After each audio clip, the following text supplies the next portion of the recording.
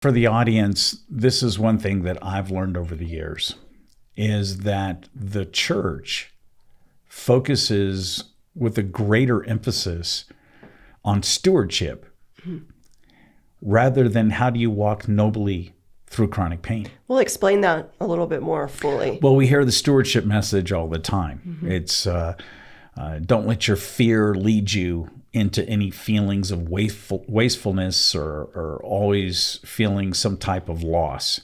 And we see stewardship out of the 5 loaves and 2 fish, where eventually that amount of food also fed 5,000 men and women and children. And Jesus broke the loaves, gave them first to the disciples, and the disciples gave those loaves to the crowds. And obviously all of the food was blessed prior to the actual breaking of something. And finally, after they got done eating, they picked up broken pieces, and there was an equivalent to about 12 full baskets of bread that was still left over.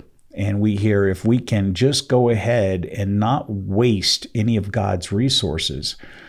Well, a lot of times when you're undergoing pain, it feels like as you're dying to yourself that you're wasting the best parts of who you are. Wow. And you're wasting the productive parts. And so we focus always on supernatural abundance, which is extremely important for prosperity and provision and stewardship. And I am not diminishing those particular spiritual laws for people's lives. But there's another emphasis to look at, and that is sometimes waste makes us wait for the Lord first. That's so good. Before we take action. And that waiting may take years. And I think one applicable story that you and I have gone through just in the last 10 years has dealt with Destin, Florida.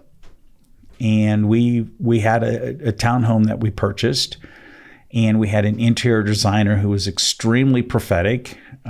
She challenged me in many ways. She challenged my perspectives about Christianity. And it's not that I haven't been around prophetic people. I have. It's that the way she spoke prophecy into my life, I just felt like sometimes I'm more mental, intellectual. I'm looking at the scholarship of the word. You're more mental. I am more. You just said it. I am more mental. Anyway, this was in February. You and I had taken a trip to Destin, and we were really being pulled with our lives. And I was out on the beach, and I'd literally cried to God, God, what do you want us to do? Do you want us to move to Destin? Do you want us to stay in Colorado Springs? We have such a good real estate business, but we want to do what you would have us to do. What do we do right now? And I was crying. And 20 minutes later, we got a call from this prophetic woman who we love to death. And she called me and said, Gordon, God has a word for your prayers. And she did not even know I was in Destin. And that word was Isaiah 22:22. Whatever doors God opens, man can't shut. And whatever doors God shuts, man can't open. And then I began to argue with her about the keys and the government and the shoulder of Christ. Okay, you're going mental again. I'm going mental again. And she said, Gordon, this is a prophecy. I see doors right now for your life. And you have a chance to walk through some doors. And it's going to happen on 02/22. Well, I didn't even focus on the numbers, but 3 days later, we were out eating dinner. And as we were eating dinner, we met some new friends, and one of them was a lady who was sitting in front of us across the table, and she happened to have a Pilates studio. And it was about 9 o'clock at night in Destin, and we had nothing else to do. And she said, listen, my Pilates studio is practically across the street. Would you like to come see it? Yeah.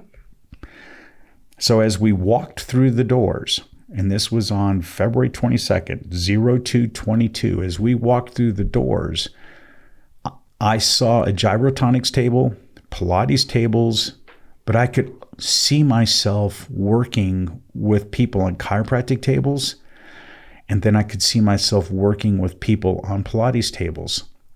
So God was using that time to show that there was no waste from my previous skills as a practitioner. And so many years later. So many years later. So many years. So many dormant years where it feels like nothing is happening.